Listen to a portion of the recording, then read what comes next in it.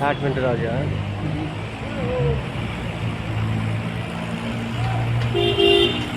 ਉਹ ਵੇਖ ਉਹਨਾਂ ਨੇ ਅੱਜ ਕੀਤਾ, ਕੱਲ ਉੱਤੋਂ ਲਾਇਆ ਸੀ ਉਹਨੇ।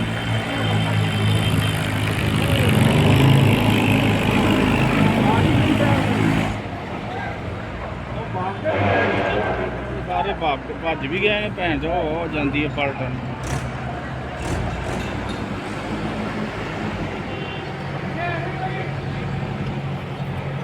चलिए